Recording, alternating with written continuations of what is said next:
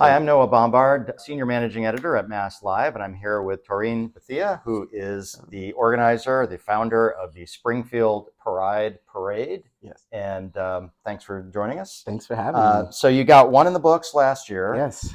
And it was so easy, you've decided that you'll just keep doing it. How much work went into that? And what do you guys have planned for this year? Well, we found out last year that a lot more work can go into it.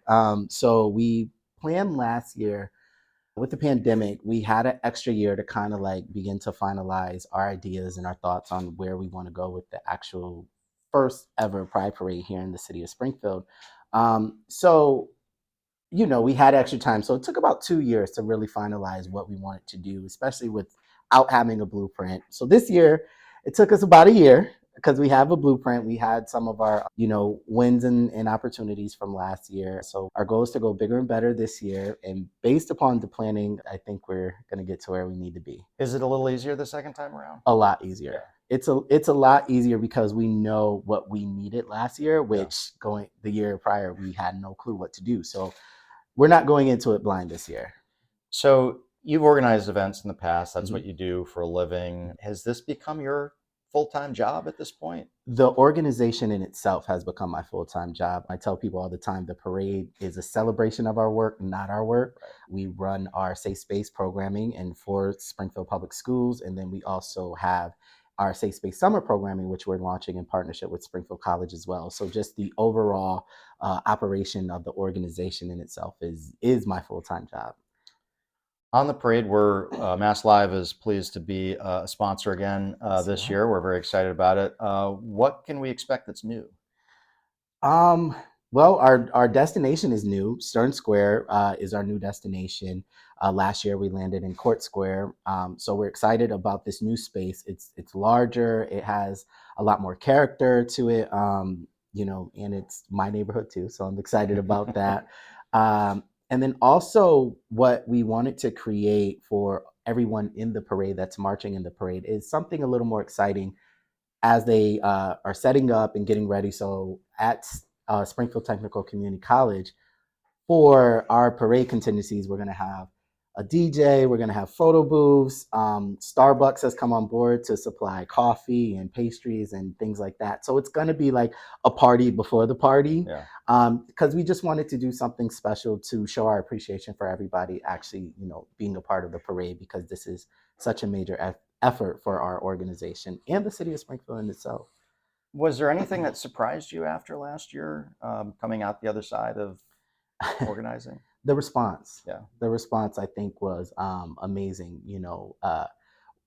We initially planned for 500 people, ended up being over 6,000 people. So it was like, okay, this thing has grown pretty quickly.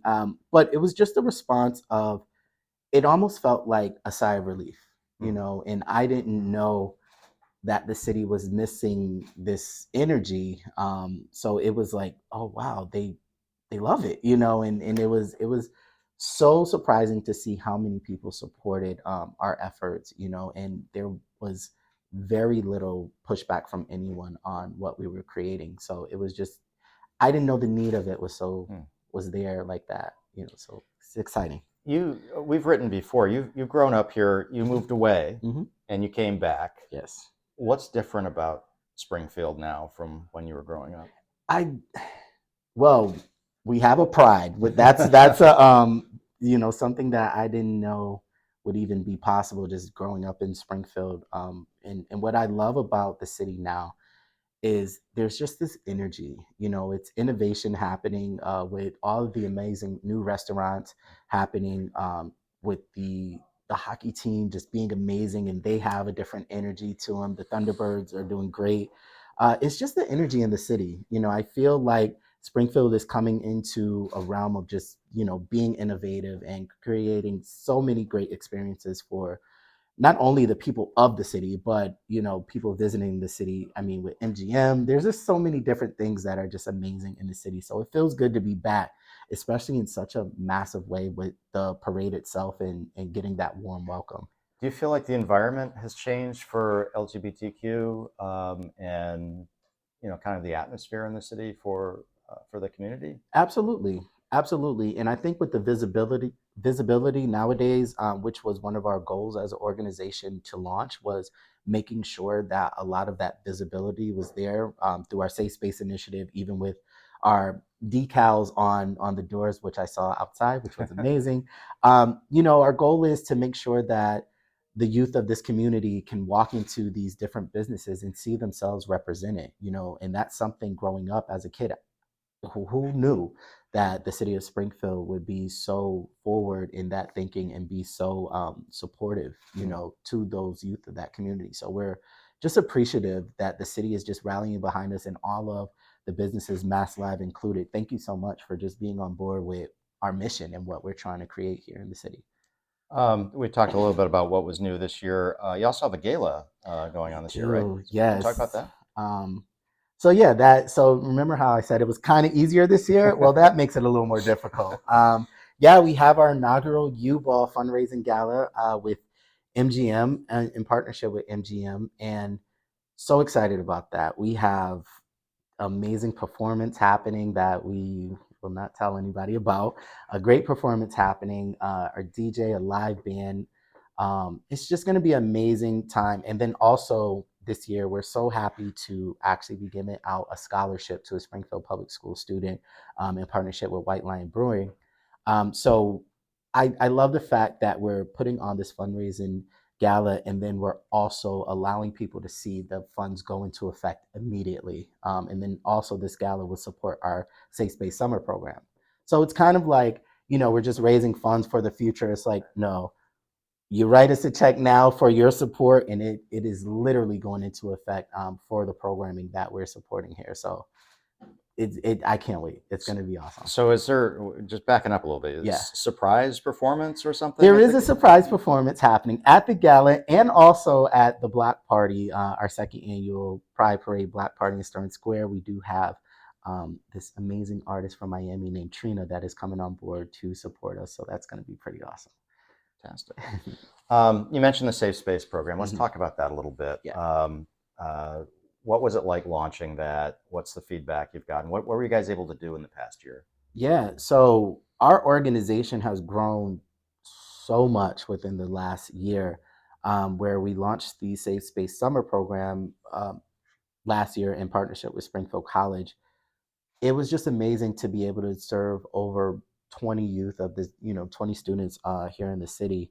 And one of the greatest pieces of feedback that we received is one of our students came up to us and was like, "Thank you so much. I have never been around so many people like me before." And it was like, oh, that's it. That's what we're doing. So it's just creating that space to build community and allow the youth to just be amongst one another and show others how to support one another. So that was like the ultimate compliment for our organization. And that's really what you're striving for, right? Is that acceptance, that Yeah. feeling that they're not, I'm not, on my own. I'm not, there's other people who are like me or accepting of me. And Yeah, and I think the parade allows us, as a city to show that too. One of the great takeaways from last year, we're just seeing the kids out there dancing all day. I mean, to a point where we're like, okay, we're ready to go home. We're tired. And they were just having so much fun. And you could just see they felt safe, they felt seen, and supported. And that's really what we do it for. And you have an after-school program too. Yes, that's a part of the Safe Space programming as well. Why was it important to involve the schools in that? I think with the schools, what made it so important is the direct access to the students. And we usually a lot of the LGBTQ plus programming starts in like high school.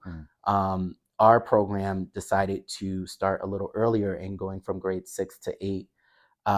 Because we notice a lot of youth nowadays are starting to just understand themselves a little earlier, and we want to make sure if they come out or however they identify that they are supported not only inside their home, but in their community as well.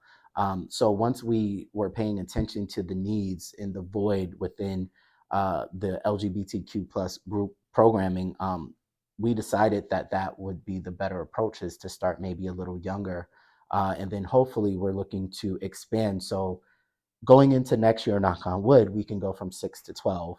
and really just kind of create that space in high school and middle school for students. Have people been really receptive of that? Absolutely. Yeah. Absolutely. Great support from all of the schools. So if any school is interested in launching our program, we would love to really speak to them on just making this happen for the upcoming school year. You had talked previously about your own experience coming out. Mhm.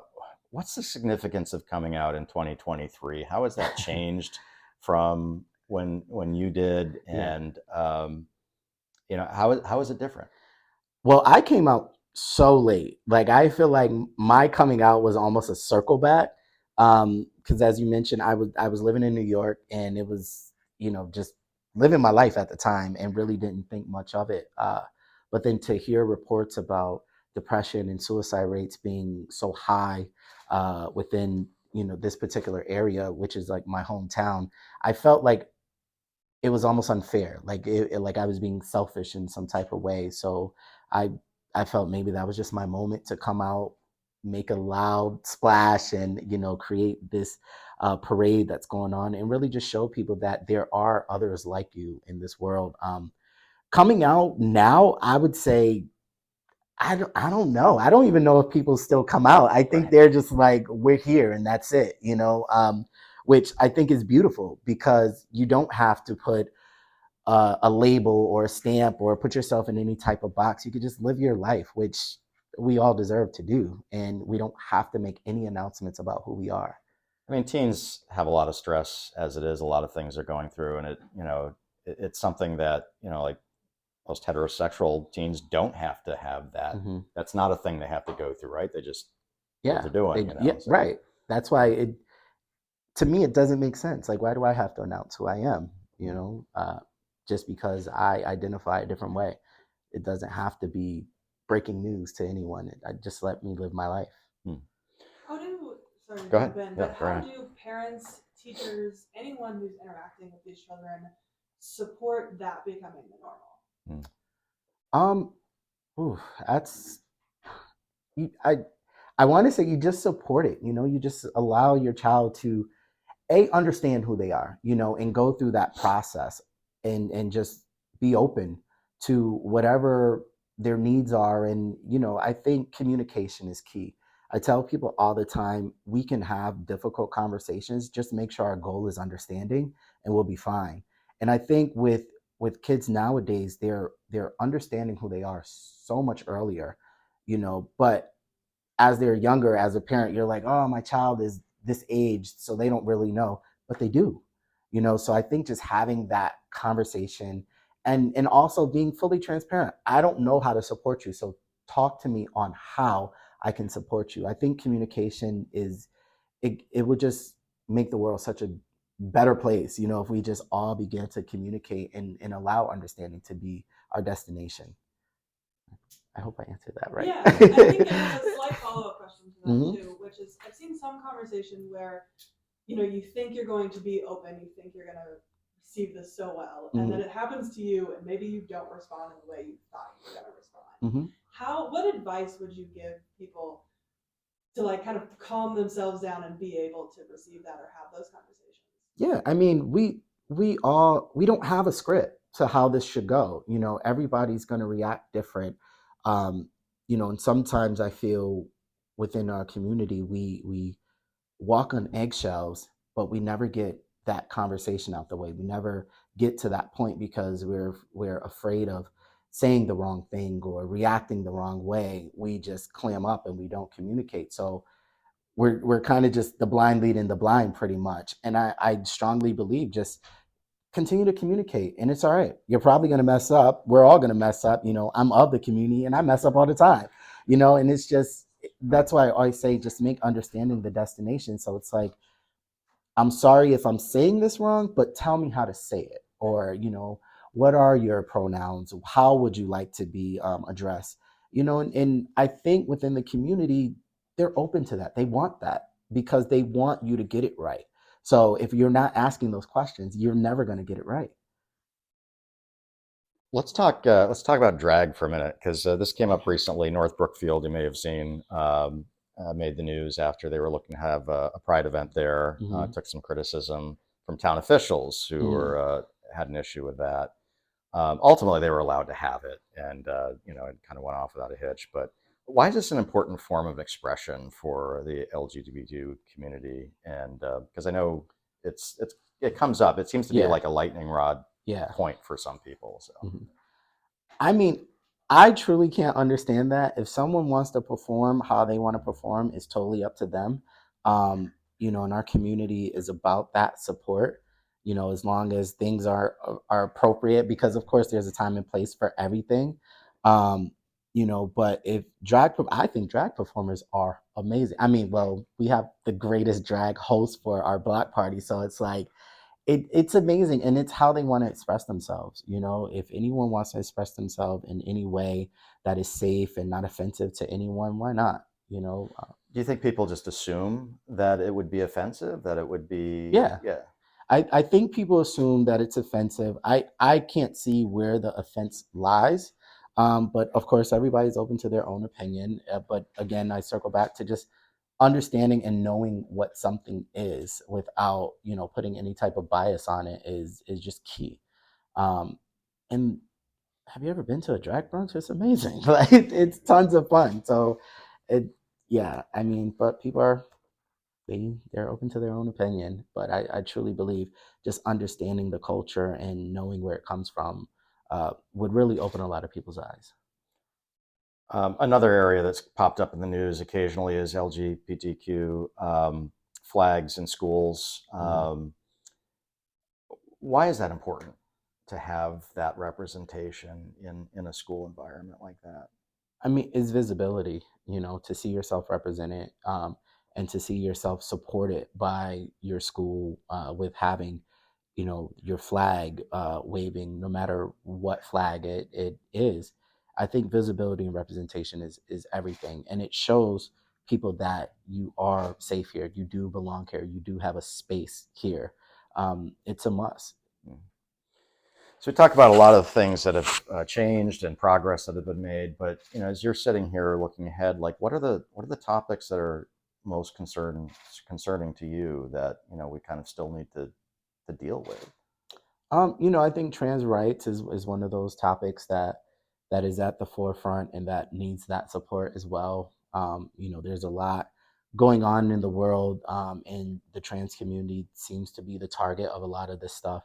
And I think just that support, and again, I hate to keep drilling this word in, but like understanding the needs, of them and being able to support the needs of the trans community as well.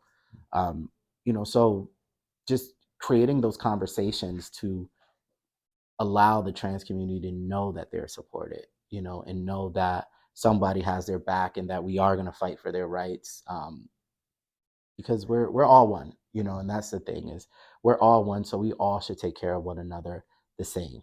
um, so that's our biggest thing is we want to make sure that we support our trans community. On That's that just topic, there have been a lot of conversations nationally about trans athletes. So, does your after school program talk about sports and help kind of digest maybe these feelings or deal with some of that or talk about these topics? Yeah, so our program is based around social emotional learning. So we like to focus on, di- as you mentioned, digesting a lot of these topics and how they make you feel from an individual standpoint, and allowing the space for our students to feel one way versus another, but communicating amongst one another on these topics, So healthy conversations, I think, is what we like to promote within our safe space programming, and being able to have those conversations, which you'll be surprised that a sixth and seventh grader can actually do versus somebody that is probably in office. So it's just interesting, the openness that these kids have with these particular topics that are, some pretty heavy topics. So we just like to make sure that we keep that there's no right or wrong, there's you feel how you feel, and just making sure that we understand and communicate amongst one another, I think is what we need to do, and that's what we actually promote within our programming. Have you felt that from talking to them and from just their experiences, and what kind of difference do you feel like you've been able to make? I think the space in itself is a big difference. Being able to see that community come to life. And we're excited because all of the schools that we're in, our safe space program is in, will all come together during the parade, and they're marching with our organization. So that's going to be really cool to see. Just the different schools with this programming, like, we're a part of this whole thing. And we notice the conversations that we have with these kids is mind blowing on their take on a lot of this stuff, and having that space to have these conversations. Because as we mentioned, a lot of their parents don't know how to communicate or have these conversations with their children, because they don't want to say the wrong thing or give off the wrong opinion or vibe that this child may pick up on. What I've noticed is they're so relieved that they get this moment to really express their feelings and really express their opinion on these heavy topics.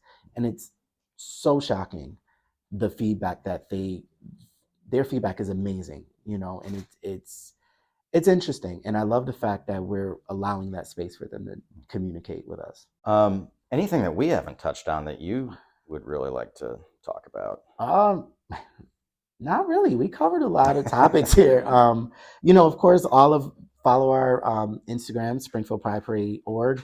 Follow our website, springfieldprideparade.org, for all of this information, to volunteer, because we're always looking for volunteers, especially for the parade. We need tons and tons of volunteers because we are going bigger and better. So if you want to get involved, just go to our website and get involved. There's so many ways to get involved and support our initiatives and our efforts. And we truly, truly look forward to expanding our safe space initiatives, and then also our safe space programming as well. So to educators that want to get involved in the summer program, which is coming up in July, please feel free to reach out. We love to get the community involved in what we're doing.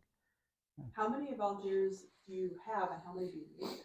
So I think currently we have about 30 volunteers. If we could get an extra 25, that would be perfect.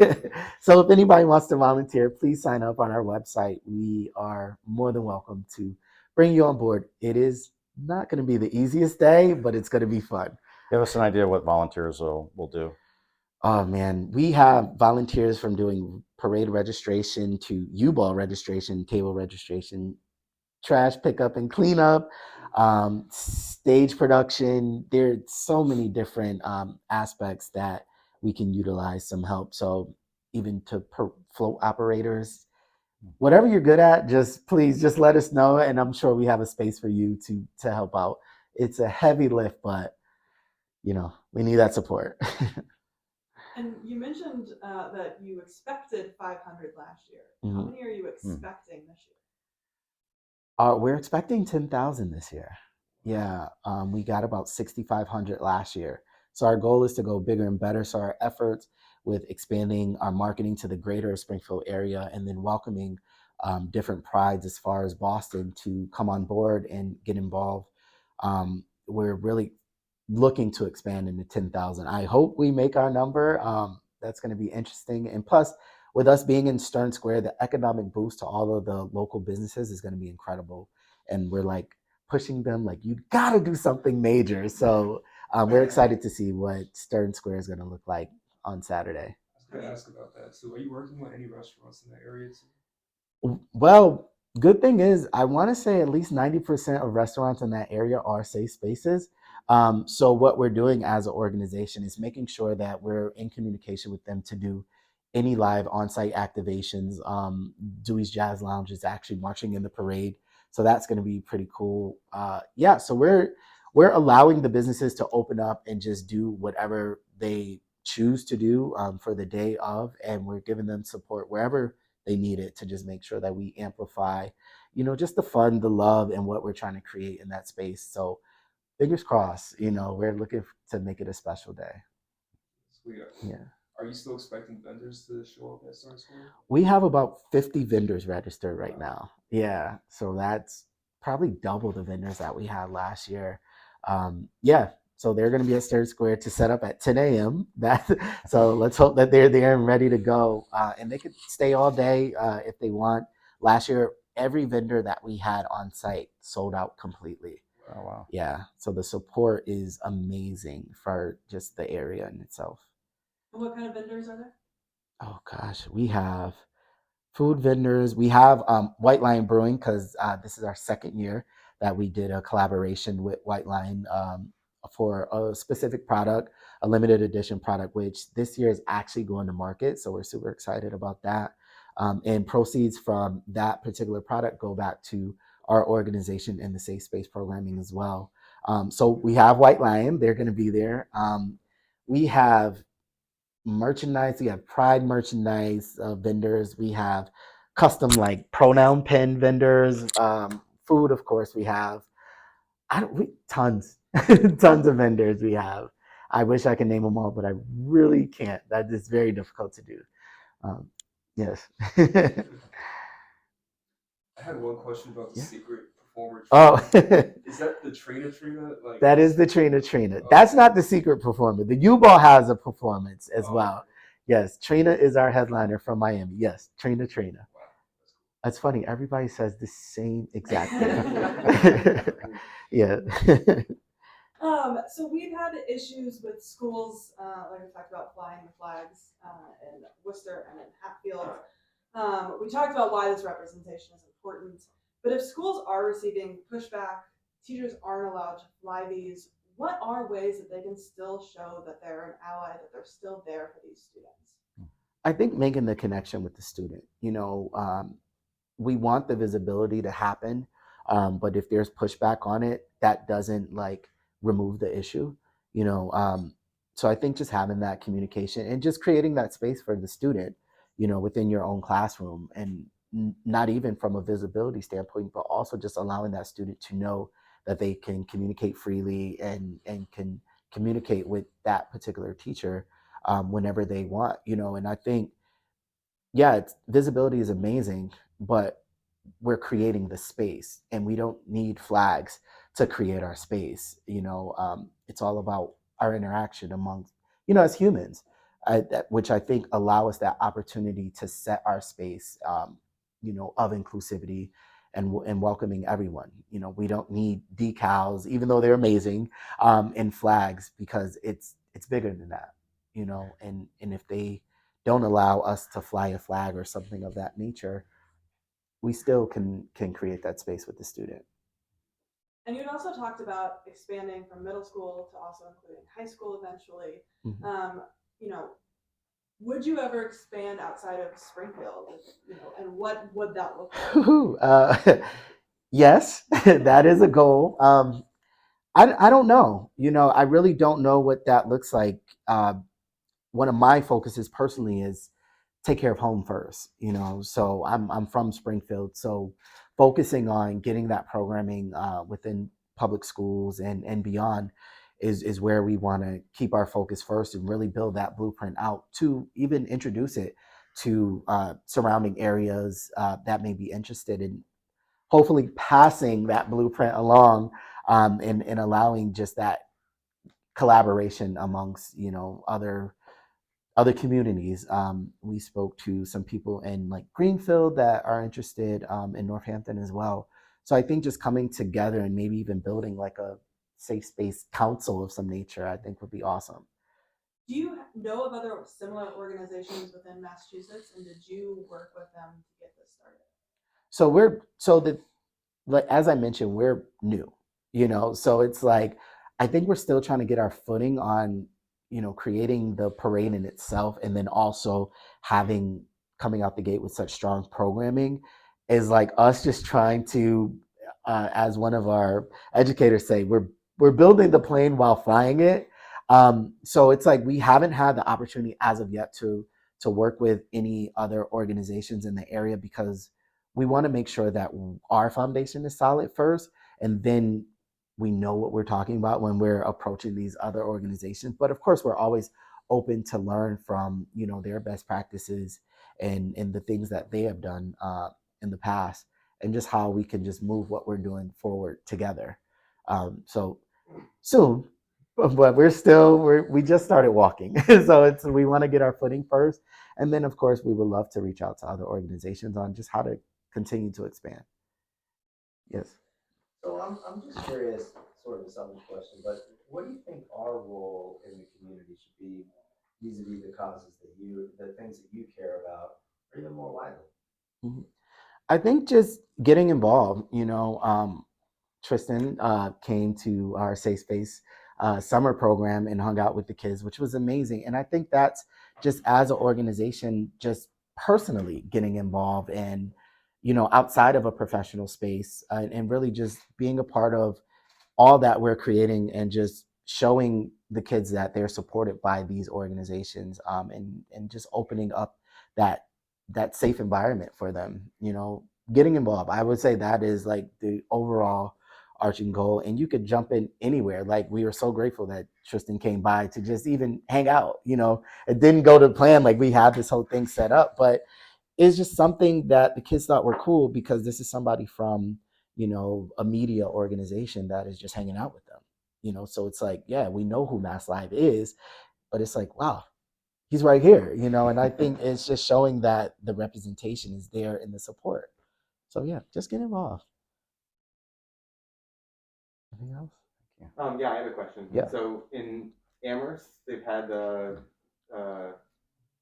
big student article about how there were three counselors who were not supportive of trans students, and those counselors are kind of under investigation right now. And I was curious if you had thoughts about how to pick staff and how to train staff, about how to work with LGBT kids and students and like, what does that take and what does that look like? I mean, I think there's tons of like DEI training and sensitivity training out there. Um, Off the top of my head, there's organizations like Glisten that offer, pronoun training. When we launched our summer program last year, we partnered with Glisten to just come in and allow our staff to understand pronouns, how to utilize pronouns. So there's so many different organizations out there that offer these particular trainings. You just got to look into them and welcome them in, because as I mentioned, we're going to make mistakes. It's going to happen. We all have different opinions on different issues, but just understanding like the sensitivity and the importance of being open and willing to learn. There's tons of organizations that offer those different trainings for schools and organizations. So just reach out to them. Even when it comes to staffing, I think that should be mandatory to take those type of trainings as well. At least put you in the right place of moving forward and allowing those conversations and being able to develop those skills that could be new to you. Continue to learn. This is a forever evolving community. It changes every day. So I'm even, just like to freshen up and make sure I have my LGBTQIA plus letters in order. And if there's another letter added, do the research, and make sure that you're just up to date on what the needs of the community are. Well, thank you. Really appreciate your time and all the work that you do. And of course, we've got the Pride Parade coming up June 3rd. June 3rd at 10 a.m. So we're looking forward to that and having you back again at some point in the future here.